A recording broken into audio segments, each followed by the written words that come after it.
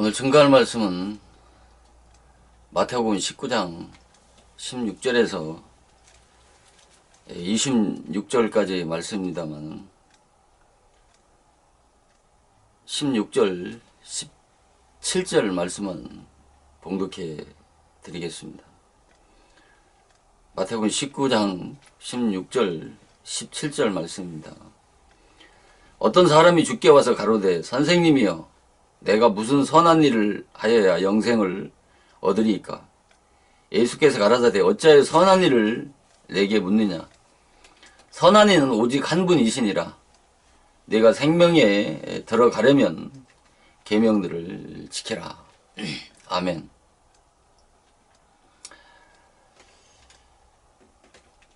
본문 말씀은 우리가 너무나도 잘 알고 많은 설교자들을 통해서 많이 듣고 잘 아는 이 부자 청년의 비유의 말씀입니다. 이 본문 이 부자 청년의 비유의 말씀은 인생의 가장 중요하고 근본이 되어지는 문제인 죽음의 문제, 또 영생의 문제, 또 구원의 문제, 또 이 생명의 문제에 대해서 아주 중요한 그런 키워드가 되는 진리가 감춰져 있는 말씀입니다. 그래서 본문은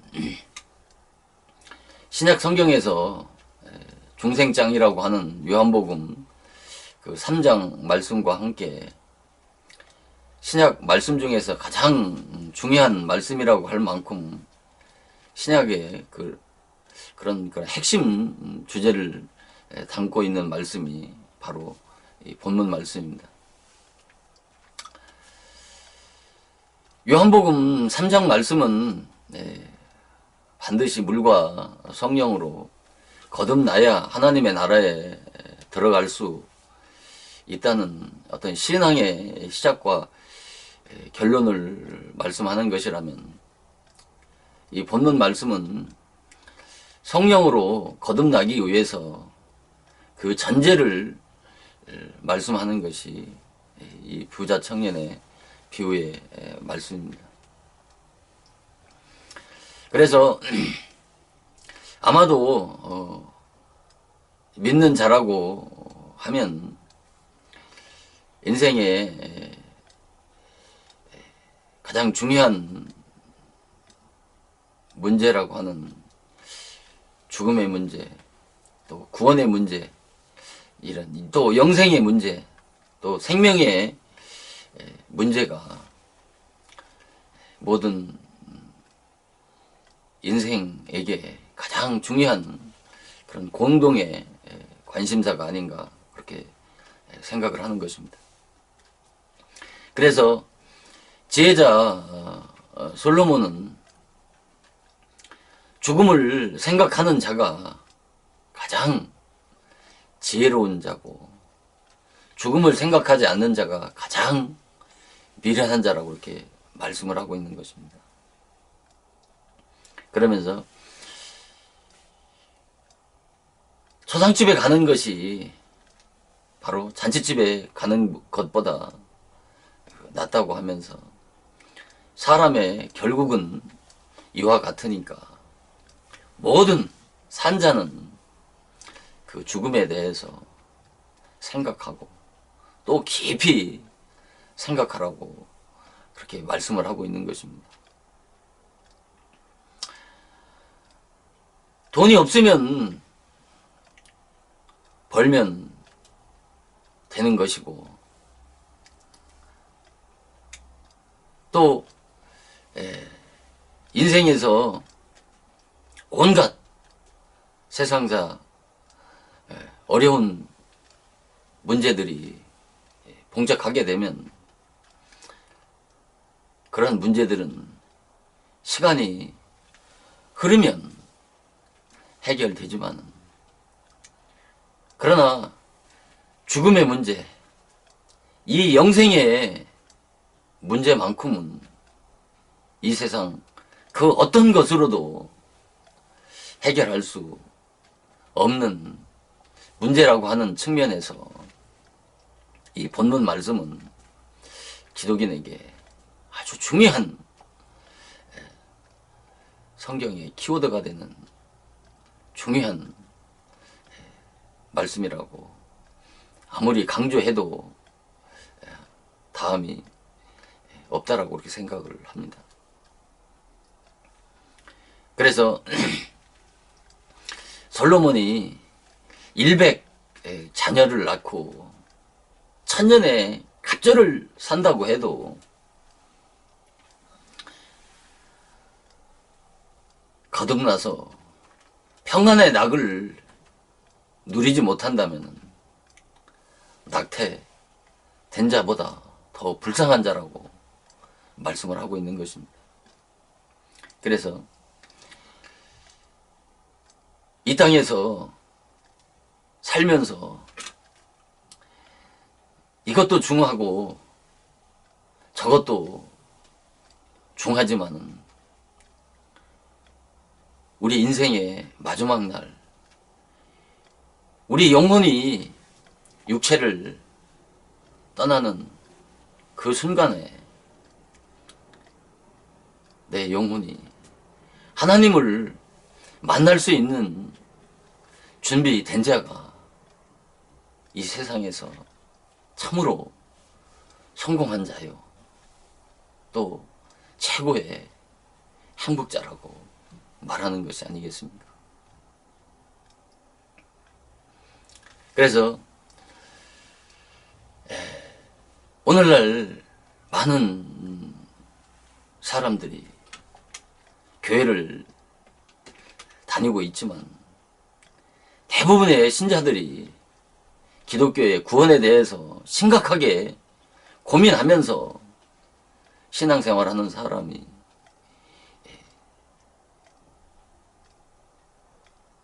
찾아보기 힘든 시대가 바로 지금 이 시대가 아닌가 그렇게 생각을 합니다. 세상 사람들이 사니까 사는가 보다, 죽으니까 죽는가 보다라고 사는 것처럼 믿으니까 구원받고 천국 가겠지라고 생각하지, 구원이라고 하는 이 영생의 문제, 또 죽음의 문제에 대해서 고민하는 사람을, 고민하면서 신앙생활하는 사람을 쉽게 볼 수 있지 않지 않습니까?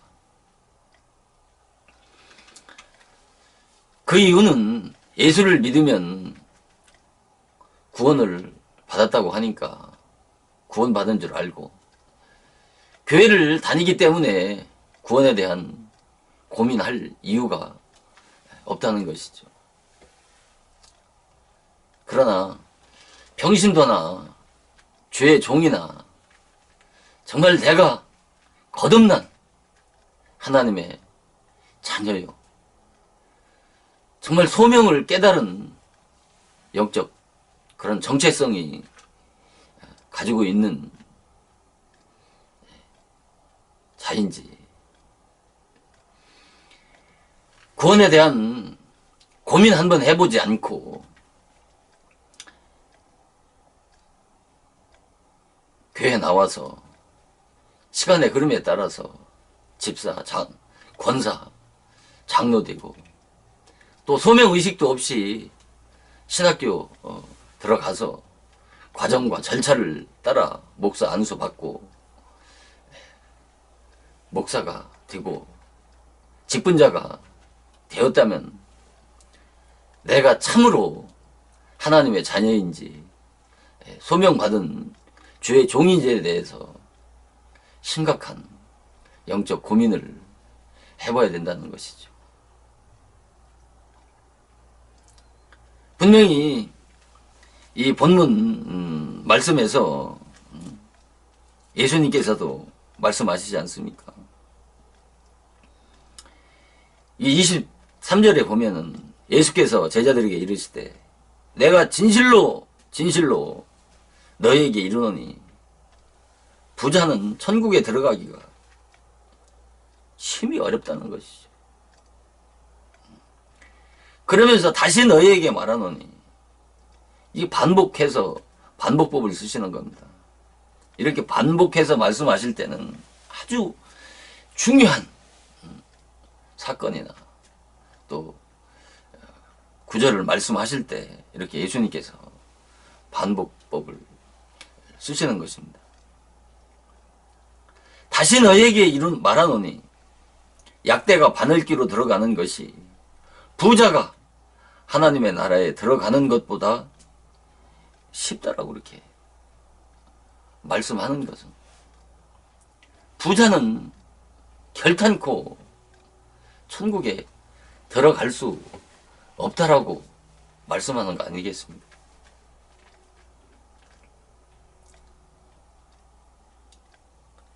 그러면 가난해야 천국에 들어갈 수 있다는 거 아니겠습니까? 그러면 부자는 무엇이고 가난한 자는 무엇이냐는 것이죠. 물질적인 부자를 말씀하는 것인지 아니면 영적인 부자를 말씀하는 것인지 분명 이 물질이라고 하는 것은 다 영적인 부와 영적인 가난과 다 연관이 있는 것입니다. 그렇다면 돈 많은 부자는 절대 천국에 들어갈 수 없고 돈 없는 가난한 자는 천국에 들어갈 수 있다는 말입니까?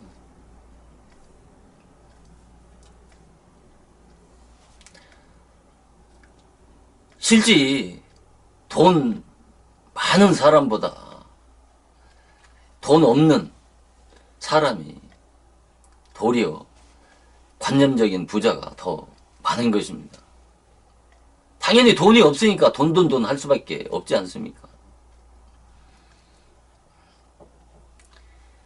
돈이 많든 돈이 적든 인간 본성이 거듭나지 않으면 변화받지 못하면 돈 많은 사람이나 돈 없는 가난한 사람이나 동일한 부자인 것입니다.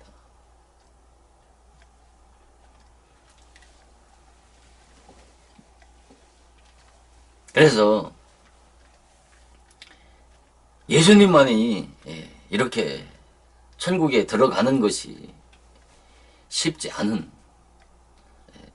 좁고 협잡한 길이 구원의 길이라고 말씀하는 것이 아니라 사도 바울 또한 많은 말씀을 통해서 구원의 길이 얼마나 좁고 협잡한 길인지를 많은 말씀을 통해서 증거하고 있지 않습니까?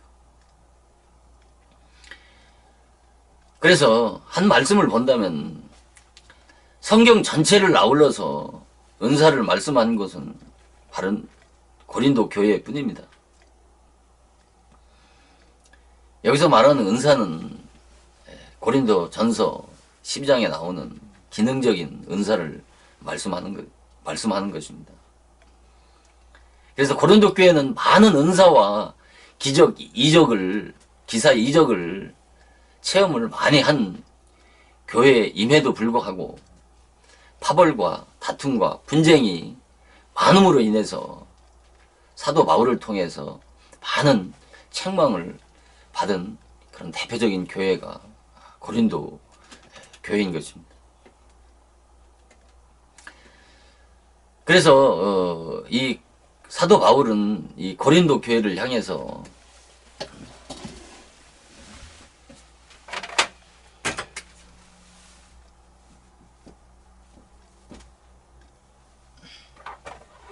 고린도전서 1장 이하에 보면은 사도 바울은 내가 너희를 신령한 자를 대함과 같이 대할 수 없어서 육신에 속한 자 그리스도 안에서 어린 아이를 대함과 같이 하노라 그렇게 말씀을 하고 있습니다.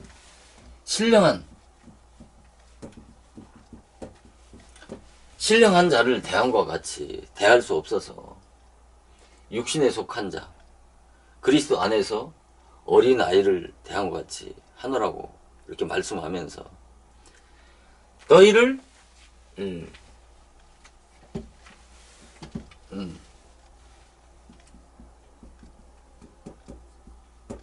육신에 속한 자 신령한 자와 육신에 속한 자 너희를 젖으로 그러니까 밥으로 먹이지 아니하고 젖으로 먹인다고 하면서 사도 바울은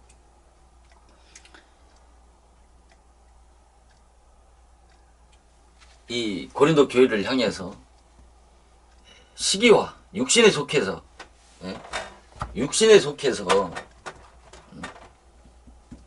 시기와 분쟁이 많고 사람을 따라 행함이라 이렇게 말씀을 합니다. 육신에 속해서 시기와 분쟁이 많고 사람을 따라 행함이라 그렇게 말씀을 하고 있고 그러면 여기 신령한 자라는 게 뭐냐 이거죠. 사도 바울은 고린도 교인들을 향해서 신령한 자를 대함과 같이 대할 수 없어서 육신에 속한 자, 곧 그리스도 안에서 어린 아이를 대함과 같이 하노라고 이렇게 말씀을 했는데 이 신령한 자라고 하는 것은 바로 거듭나지 못한 자들을 말씀하는 겁니다. 거듭나지 못한 자들. 물과 성령으로 거듭나지 못한 자들을 바로 이 거듭난 자를 신령한 자라고 하는 것이고 거듭나지 못한 자들을 육신에 속한 자라고 이렇게 말씀을 하는 겁니다. 그러니까 요한복음 3장 6절에 육으로 난 것은 육이요 성령으로 난 것은 영이라. 성령으로 난 것은 영이라 그렇게 말씀을 하지 않습니까? 성령으로 난 것은 영이다. 그러니까 성령으로 거듭나야 신령한 자가 된다는 것이죠. 성령으로 거듭난 자라야 바로 신령한 자고 영적인 자고 그리스도인이라는 것이죠. 영적인 사람이라는 것이죠. 그러니까 신령한 자는 내가 육을 입고 이 땅에 살고 있지만은 이 영혼은 거듭난 영적인 사람이라는 것이죠. 영혼은 속사람은 하나님의 자녀라는 것이죠. 그러면서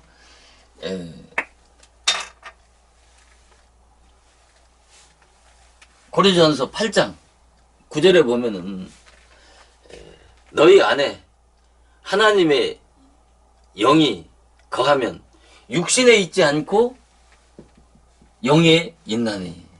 육신에 있지 않고 영에 있나니.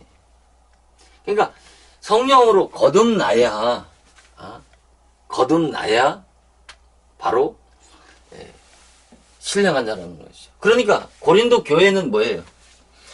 많은 9가지 은사를 받고 많은 기사 이적을 체험하고 많은 그런 신비 체험을 했어도 이 고린도 교회는 성령으로 거듭나지 못한 자들이 전부 다 육신에 속한 자라는 것이죠.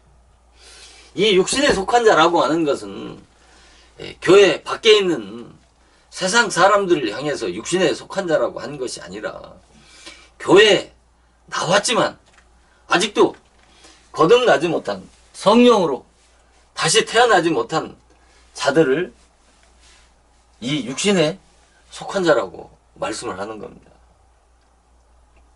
그래서 그리스도의 영이 없으면, 너희 안에 그리스도 하나님의 영이 없으면 육신에 속한 자요. 육신에 속한 자라고 그러잖아. 그래서 그리스도의 영이 없으면 그리스도의 사람이 아니다. 그러니까 성령으로 거듭나지 않았으면 너희는 신령한 자가 아니라는 것이죠. 육신에 속한 자라는 것이죠. 그래서 유다서 1장 19절에는 성령이 없는 자를 육신에 속한 자라고 그러는 겁니다. 성령이 없는 자를 육신에 속한 자라고 말씀을 하는 겁니다. 유다서 1장 19절. 그리고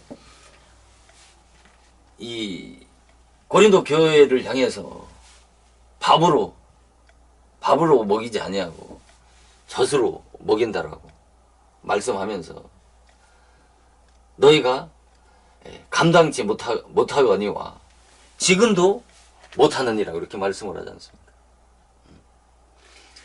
이 밥은 뭐예요? 젖은 뭐고? 젖은 바로 기독교의 초보인 율법의 말씀, 율법 교훈의 젖을 바로 젖이라고 하는 것이고, 밥은 바로 장성한 자가 먹는 의의 말씀인 복음을 밥이라고 하는 것입니다. 그래서 히브리서 5장 12절에 때가 오래므로 너희가 선생이 되어야 될 터인데,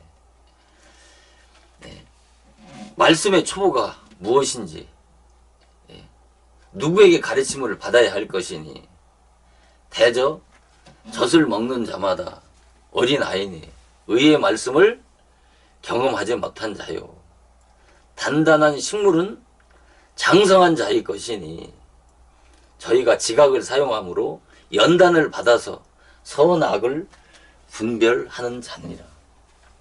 이 젖을 먹는 자들은 육신 세상에서도 그러잖아요. 젖을 먹는 자들은 어린 아이가 먹잖아요. 그러나 젖이 필요 없는 게 아니죠. 태어나자마자 이 단단한 이 밥을 먹는 아이는 결탄코 없지 않습니까? 젖을 먹은 다음에 젖을 떼는 기간이 지난 후에 밥을 먹을 수 있는 것처럼 이 젖을 먹을 때는 거듭나지 않은 육신에 속한 자는 선과 악을 분별할 수 없는 것입니다. 육신도 그렇잖아요. 젖을 먹는 유아가 옳고 그른 것을 분별할 수 없는 것처럼 바로 이 단단한 식물이고 의의 말씀인 이 복음으로 거듭났을 때 선과 악을 분별할 수 있는 것입니다. 여기서 말하는 선과 악이라고 하는 것은 기독교의 참과 거짓을 말하는 겁니다. 기독교의 윤리적인, 도덕적인 그 타락을, 그것도 한 부분이지만은, 그러나 그런 윤리적이고 도덕적인 그런 부도덕한 것들은 주일 학생도 세상 사람들도 너무나도 잘 알잖아요. 그러나 기독교의 이 영적인 선과 악은, 이 참과 거짓은 그렇게 누구나가 다 쉽게 분별할 수 있는 차원이 아니라고 하는 것이죠. 이것을 이해를 해야 되는 것입니다. 그래서 이 고린도 교회가 정말 이 9가지 그러니까 고린도전서 12장에 나온 9가지 은사를 받고 많은 기사, 이적을 체험했다고 해서 결코 거듭난 것이 아니라는 것이죠. 제사함 받은 것이 아니라고 하는 것이죠. 이런 은사나 어떤 신비 체험, 영적인 체험한 것을 가지고 구원받은 줄 알고 거듭난 줄 알고 이렇게 아는 그것은 속고 있는 것이고 또 속이고 있는 것이고 속는 것이라는 것이죠. 아예 9가지 은사를 받은 사람이 얼마나 많은 일들을 하겠습니까? 표면적으로 보면. 그러나 그것은 기능적인 은사예요. 그런 기능적인 은사를 가지고 교회에서 일을 많이 하잖아요. 교회에서 나와서 죄를 많이 한다고 그래서 어떤 외적인 일들을 많이 한다고 그래서 그것이 거듭남과 전혀 다른 차원일 수가 있다는 것이죠. 이것을 이해해야 된다는 것이죠.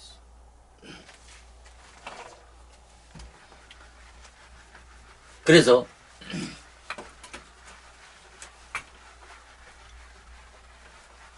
사도 바울이 고린도전서 12장 31절 마지막 절에서 은사를 말씀하시고 더 큰 은사를 사모하라고 그랬어요. 더 큰 은사를 사모하라. 더 큰 은사를 사모하라고 말씀을 하고 있는 거예요. 그러면 더 큰 은사 9가지 고린도서 12장에 나오는 그 9가지 은사는 이 기능적인 은사고 여기서 말씀하는 이 은사는 다른 차원인 것입니다. 이 은사는 이것도 기능적인 마태복음 10장에 나온 9가지 은사도 이 기능적인 은사도 하나님의 선물이지만 이걸 또 세분화하면은 또 복잡해지니까 아무튼 하나님의 그것도 하나님의 은사지만은 그러나 이 12장 31절에서 말씀하는 이 은사는 더 큰 은사를 사모하라고 하는 이 은사는 바로 로마서 6장 23절에서 제 싹은 사망이요 은사는 예수 그리스도 안에 있는 영생이라고 그랬어요. 그러니까 예수 그리스도 안에 있는 이 영생이 바로 은사를 말씀하는 거라는 거죠. 그러니까 사도 바울은 바로 이 기능적인 이런 은사를 만족하지 말고 바로 예수 그리스도 안에 있는 생명, 예수 그리스도 안에 있는 이 영생, 이것을 사모하라는 것이죠. 그러면서 고린도 후서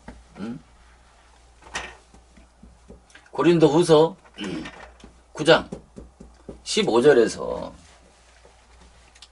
사도 바울은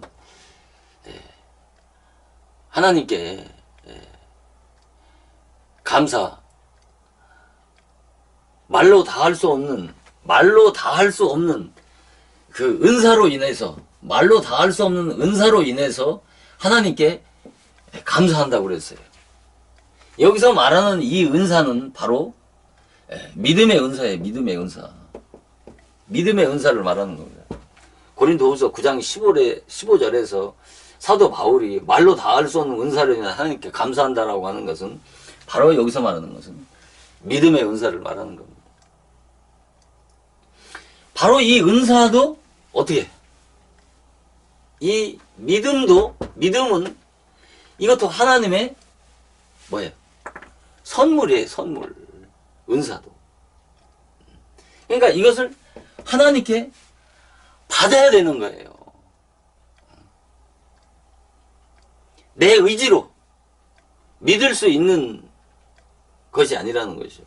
이 믿음을, 내가 믿음이 올 때 내 안에 성령이 오시는 것이고, 내 안에 성령이 오실 때 바로 이 믿음이 오는 것입니다. 그랬을 적에 내 안에 영생이 주어지는 것이란 말입니다. 그러니까.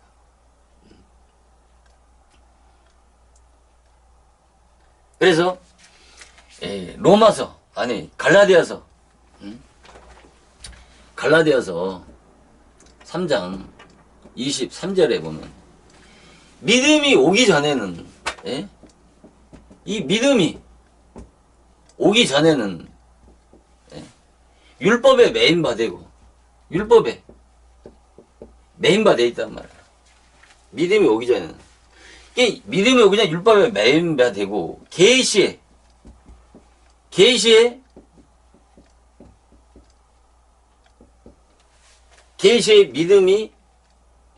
믿음이 오기 전에 율법에 매인바되고, 계시의 믿음의 때까지 다 갇혔단 말이에요. 어디에 갇혔어요? 전부 율법에 갇혀 있는 거예요. 이 믿음이 오기 전까지는 그 누구든 전부 다 율법 아래 전부 다 갇혀 있는 거예요. 어떤 사람도. 여기서 말하는 계시의 믿음이라는 거예요. 계시의 믿음.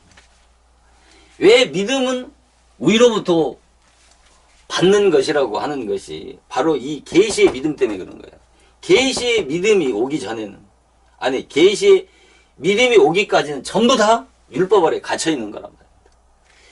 계시라고 하는 뜻이 아포칼립토라고 하는 거예요. 아포칼립토. 이 아포칼립토라고 하는, 계시라고 하는 뜻은 열어 보여주신다는 거예요. 이게 베일을 벗기다. 그러니까 그 뚜껑을 열어서 그 안에 있는 내용물을 보여주는 것을 계시라고 하는 거예요. 계시. 그러니까 하나님으로부터 주시는 믿음과 전혀 다른 차원이란 말입니다. 믿음이라고 하는 것이.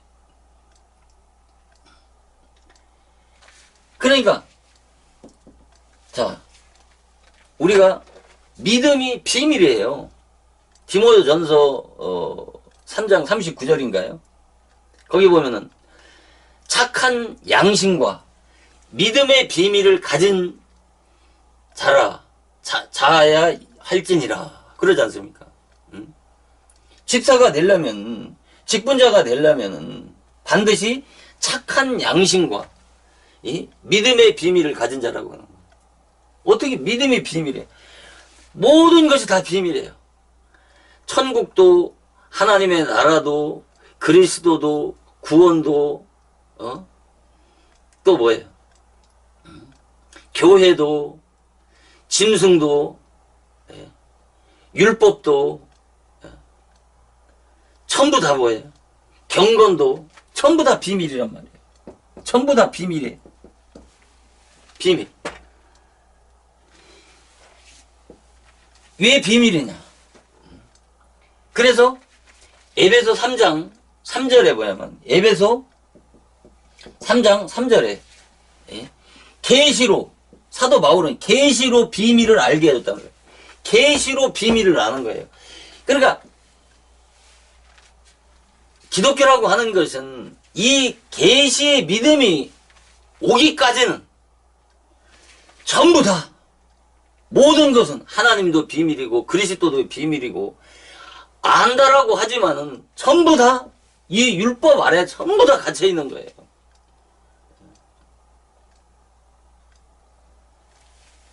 이걸 상세하게 말씀을, 시간 관계상 다 말씀을 드릴 수가 없고 차차 말씀을 드리겠지만, 그래서 에베소 1장 17절에 영광의 하나님께서, 이 사도 바울이 에베소 교인들을 향해서 기도할 때 그렇게 기도하잖아요.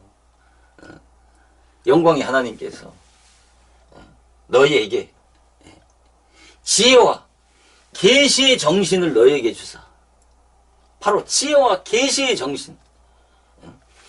바로 그 정신이라고 하는 것은 우리 한국말 번역에는 계시라고 정신이라고 그랬는데 원어에는 푸뉴마예요. 푸뉴마. 영이란 말입니다. 그러니까 이 계시를 해 주셔야 받을 수가 있는 거예요. 그래서 로마서 1장 17절에 사도 바울이 그러지 않습니까? 로마서 1장 17절은 기독교의 구원 교리의 그 핵심 주제라고 하는 것이고, 그것이 바로 로마서 1장 17절인데 바로 거기서 믿음으로 말미암아 믿음에 이르게 하나니, 거기서는 믿음으로 말미암아 믿음에 이르게 한다. 믿음으로 말미암아 믿음에 이르게 한다.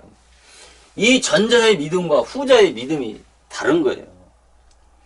이 전자의 믿음은 율법의 믿음이고 후자의 믿음은 복음의 믿음을 말씀하는 거예요. 그러니까 이 전자의 믿음, 율법의 믿음, 이 율법의 믿음을 통해서 후자의 믿음인 의를 소유하는 믿음으로 인도하는 거예요. 그래서 갈라디아 3장 24절에 율법이 그리스도께로 인도하는 몽학선생이라고 그랬단 말이에요. 율법이 그리스도께로 인도하는 거예요. 이 전자의 믿음, 이 율법의 믿음이 후자의 믿음으로, 복음을 믿는 믿음으로 인도하는 거란 말이에요.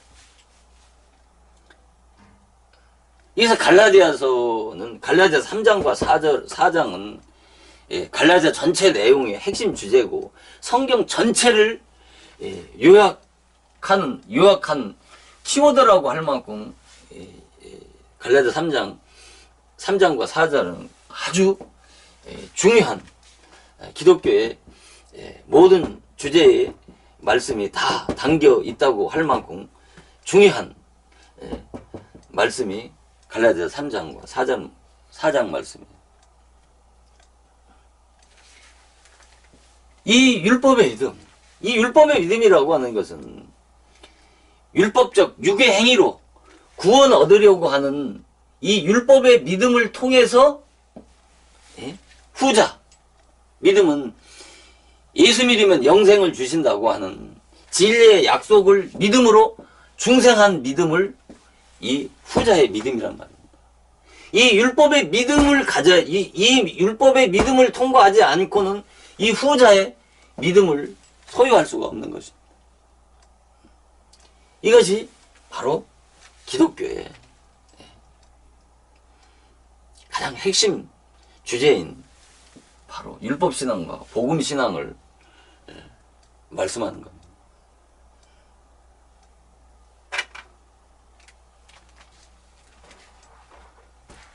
그래서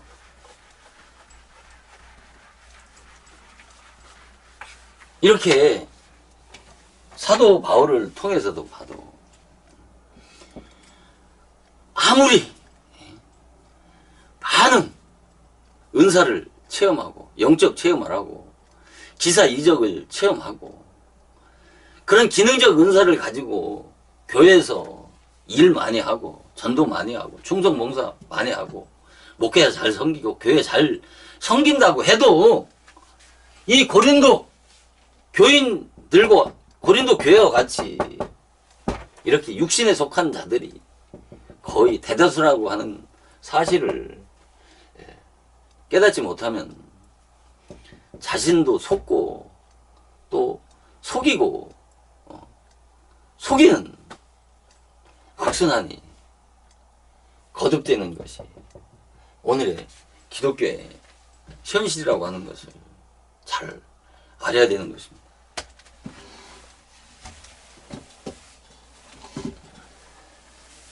그래서 이 본문 말씀을 보게 되면은 마태복음 19장 어떤 16절에 어떤 사람이 주께 와서 가로되 선생님이여 내가 무슨 선한 일을 하여야 영생을 얻을 수 있겠느냐고 이렇게 묻지 않습니까? 여기서 어떤 사람이라고 이렇게 이 마태는 말씀을 했는데 마가는 젊은 청년이라고 말씀을 했고 큰 부자라고 말씀을 하고 있고 누가는 관원이라고 이렇게 말씀을 하고 있습니다. 그러니까 청년이고 큰 부자고 또 관원이란 말입니다. 그러니까 육신적으로만 봐도 이 부자 청년은 모든 것을 다 완벽하게 갖춘 사람이에요. 육신적으로 보면 부러울 것 없는 오늘날 큰 교회 지도자급의 수준이 될 만큼 어느 것 하나 부러운 것 없는 사람임에도 불구하고 관원이라는 것은 뭐냐? 관원이라고 하면은 70인 공회원이지 않습니까? 그러면 유대 사회의 최고 높은 지위에 있는 사람이라고 한다면 대단한 사람 아닙니까? 그런데 이런 사람이 뭐가 부러울 것 없는 이런 사람이 아니 예수님 앞에 마가복음 18장 18절에 보면은 여기에는 그냥 예수님에게 와서 선생님이야 내가 무슨 선한 일을 해야 영생을 얻을 수 있겠습니까? 라고 이렇게 묻고 있지만은 마가복음 18장 18절에는 그가 무릎을 꿇었다고 그랬어요. 무릎을 꿇고 내가 무슨 선한 일을 해야 영생을 얻겠느냐고 묻는 장면이 나오는데 아니 세상에 유대사회에서 이 같은 그런 높은 위치에 있는 사람이 그 당시에 예수님 오면은 이단의 개수고 예수를 믿는 사람은 유대교에서 출교를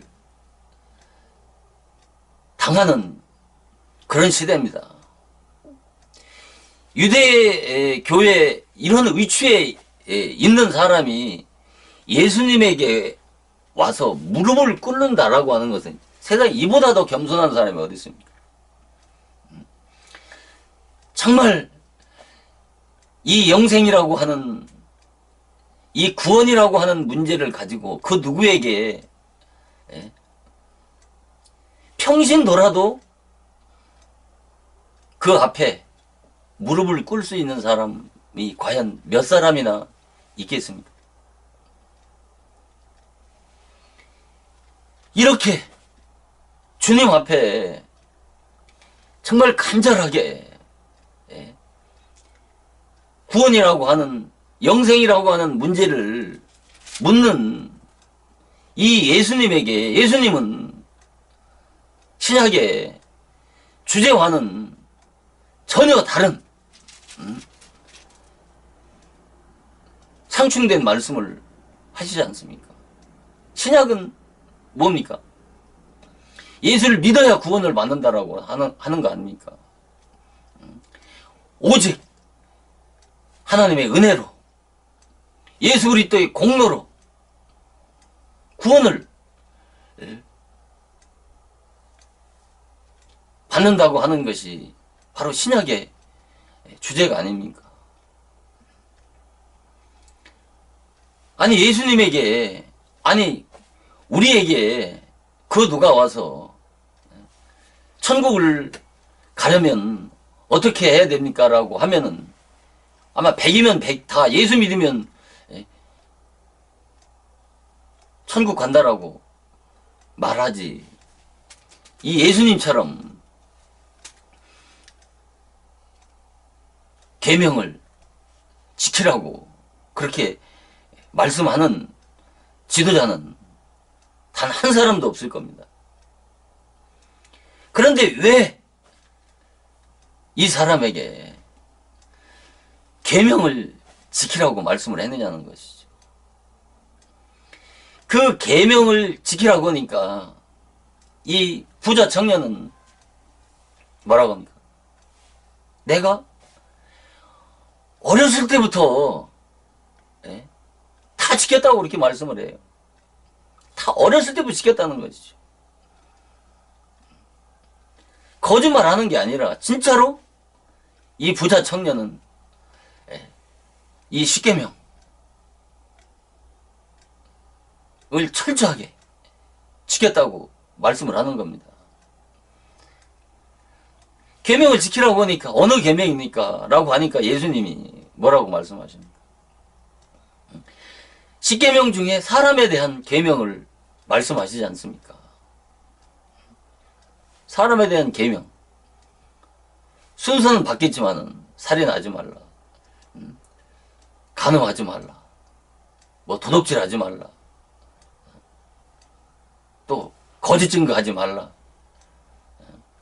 내 부모를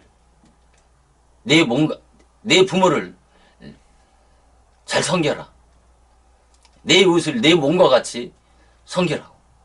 그리고 말씀하신다. 사람에 대한 계명을 하나님에 대한 계명이 아니고 사람에 대한 계명을 말씀하시고 있는데, 그러니까 예수님께서 뭐라고 합니까? 부자 청년이 내가 어렸을 때부터 다 지켰다고 하니까 내가 한 가지 부족한 것이 있다. 내가 온전하고자 할진대는 내가 가진 것을 팔아서 가난한 자에게 나눠주라고 이렇게 말씀을 하고 있습니다. 그러니까 이 부자 청년이 근심해서 예수님을 떠났다고 그렇게 말씀을 하고 있지 않습니까? 그래서 이것을 보고 예수님이 제자들에게 하신 말씀이 바로 23절에 부자가 하나님의 나라에 들어가기가 어렵다고 말씀하시면서 이 낙타가 바늘기로 들어가는 것으로 비유하시면서 말씀하실 때 이 말씀은 결코 부자는 들어갈 수 없다라고 그렇게 말씀하시는 거 아닙니까? 결단코 들어갈 수 없다는 것이죠. 그러니까 예수님께서 그러니까 제자들이 뭐라고 합니까? 그럼 누가 구원을 받을 수 있겠습니까? 제자들이 너무 놀래가지고 구원받을 사람이 누가 있겠냐고. 그러니까 사람으로 할 수는 없을 때 하나님은 할 수 있다 라고 말씀하시는 거예요. 아니 이런 사람으로 할 수 있다, 하나님은 할 수 있다라고 그러시면 하나님이시고 예수님이시고 하나님이시면 그 전지전능하신 하나님이 구원을, 영생을 찾고 구원을 찾는 그에게 믿음에 대한 교리를 말씀하셔서 구원받게 하시면 되지. 생뚱맞게 계명을 지키라고 말씀을 하느냐는 것이죠. 이것은 아주 중요한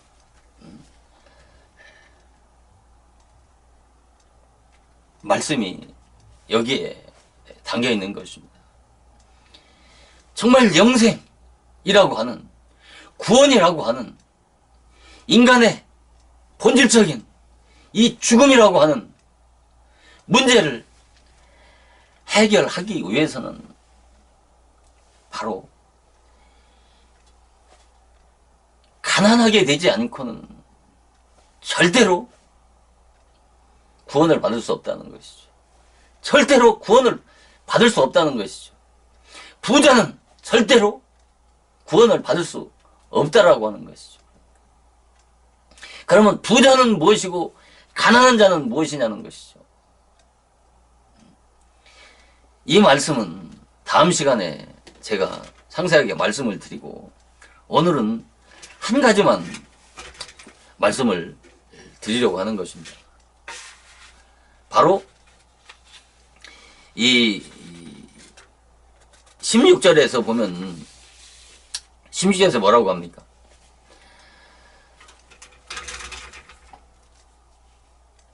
이 사람이 예수님께 물은 거예요. 선생님이요, 내가 무슨 선한 일을 해야 영생을 얻으리까? 무슨 선한 일을 해야 영생을 얻으리까라고 말씀을 하는 거예요. 이 한마디에 이 부자 청년의 비유의 말씀에 답이 되는 키워드가 있는 겁니다.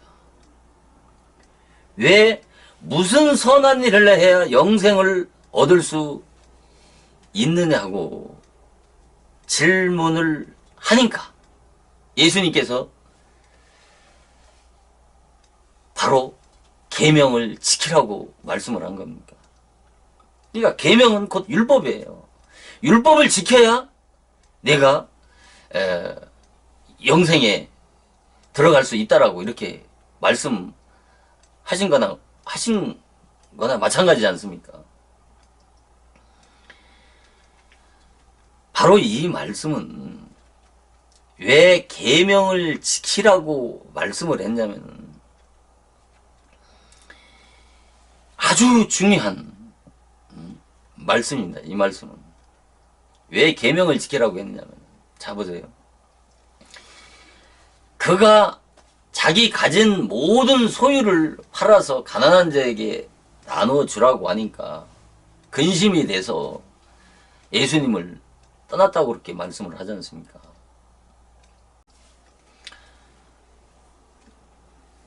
마태복음 22장 그 35절 이하에 보면은 율법사가 예수님을 시험해가지고 어느 계명이 크냐고 물으니까 예수님께서 그렇게 말씀하시지 않습니까? 내 마음을 다하고 목숨을 다하고 뜻을 다해서 하나님을 사랑하라고 말씀하시면서 이것이 첫째 되는 계명이고, 내 이웃을 내 몸과 같이 사랑하라고 하는 것이 바로 둘째 계명이라고 이렇게 말씀하시면서 이 두 계명이 온 율법과 선지자의 강령이라고 이렇게 말씀을 하시지 않습니까? 바로 하나님의 사랑과 이웃 사랑이 온 율법과 선지자의 강령이라는 말이죠. 그러니까 이 부자 청년에게 계명을 지키라고 한 것은 바로 계명을 지켜서 구원을 받게 하기 위함이 아니라, 그가 어렸을 때부터 이 율법과 계명을 다 지켰다고 하는 이 부자 청년에게 이 율법의 높은 표준을 내가 지켰다고 하지만 그 지키지 못한 것에 대한 것을 깨닫게 하기 위해서 예수님께서 이 부자 청년에게 계명을 지키라고 말씀을 한 겁니다. 그러니까 바로 하나님보다 물질을 더 사랑했기 때문에 첫째 계명을 어긴 것이고, 이웃보다 그 물질을 더 사랑했기 때문에 이웃을 내 몸과 같이 사랑하시라고 한 이 두 번째 계명을 어김으로 인해서 그가 율법 전체를 다 지켰다고 말씀을 이야기했지만 예수님에게 결국은 율법 전체를 다 어긴 것이 되는 것이 아니겠습니까? 그러니까 여기에 아주 중요한 포인트가 있는 것이 바로 그 마태복음 19장 16절에 이 사람이 물은 것이 뭐예요? 내가 무슨 선한 일을 행하여 영생을 얻으리까? 내가 무슨 선한 일을 행하여 영생을 얻을 수 있느냐라고 이 물은 것에 대해서 여기에 아주 중요한 답이 있는 것입니다.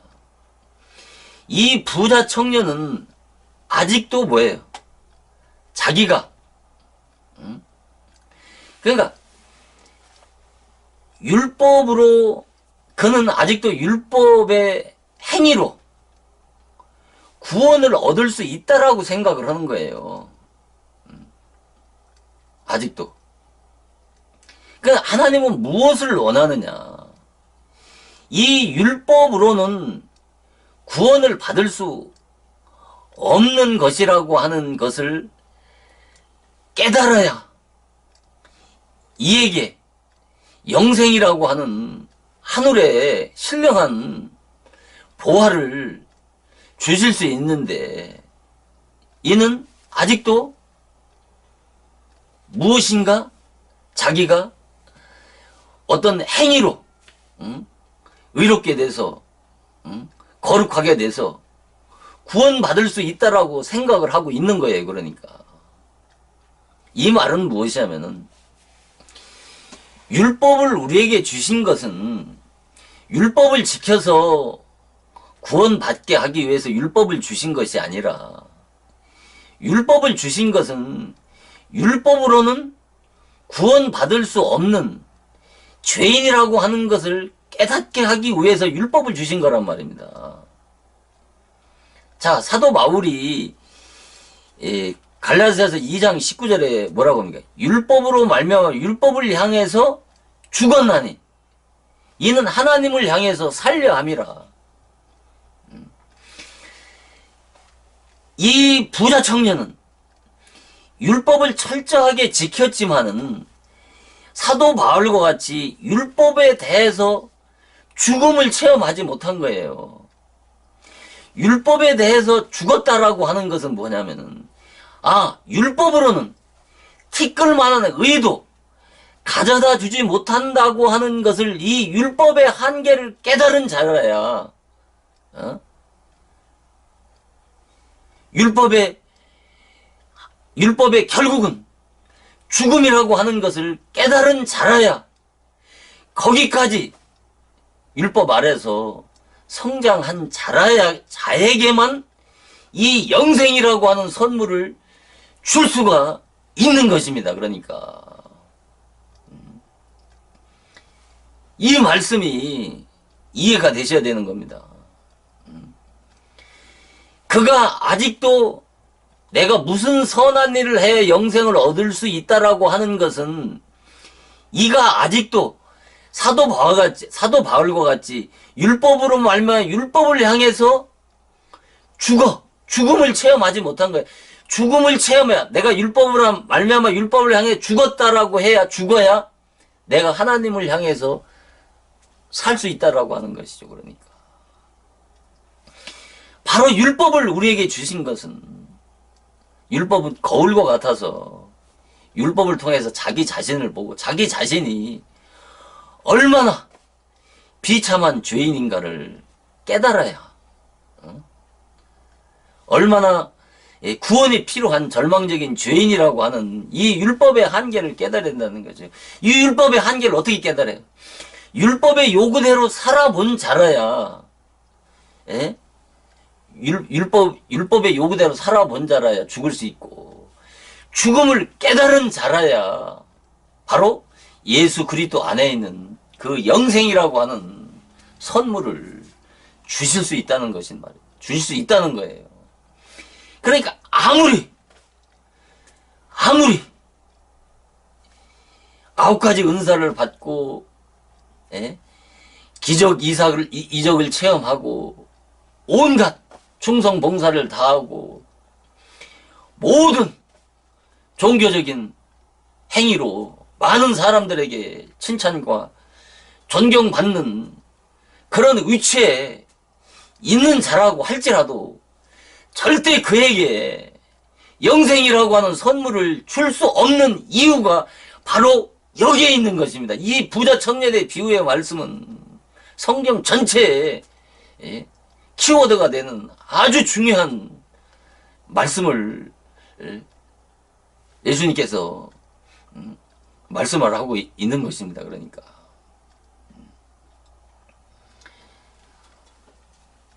그래서 사도 바울이 그 로마서 7장 9절에도 그러잖아요. 내가 율법을 깨닫지 못할 때는 내가 살았더니, 내가 율법을 모를 때는 내가 뭔가 의롭고 거룩하고 잘난 사람인 줄 알았는데, 계명의 이름에 계명이, 율법이 우리 악한 지체 악한 본성에 비춰주면 어떻게 죄가 보입니까 안 보입니까? 죄가 보이기 시작하잖아요.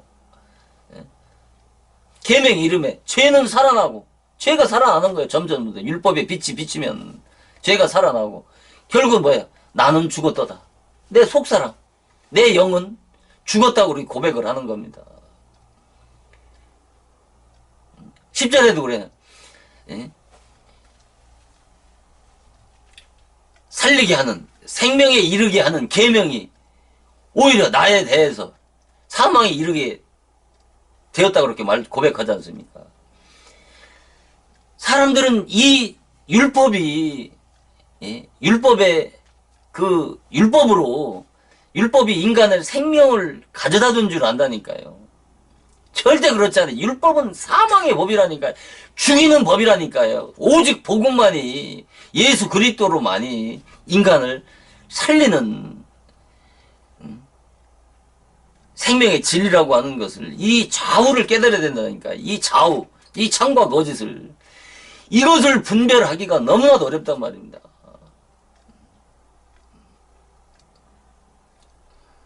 그래서 이 본문 말씀을 잘 이해를 하게 되면, 율법을 모르기 때문에 구원의 길이 쉽다라고 생각을 하는 거예요. 우리가 갈라디아서 3장 26절에 보면은, 너희가 다 믿음으로 말미암아 그리스도 예수 안에서 하나님의 아들이 되었나니, 다 아들이 되었다는 거예요. 요 구절만 쏙 빼가지고 무슨 주문 외우듯이 가리키지 않습니까? 그러나 그 말씀을 보기 위해서는 갈라디아서 3장 19절부터 그 이하를 쭉 봐야 된다니까요. 19절이 뭡니까? 율법이 무엇이냐?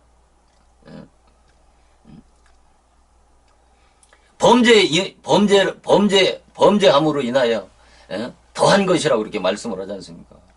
범죄로 인하여 더한 것이다. 범법함으로 인하여 더한 것이라고 이렇게 말씀하지 않습니까?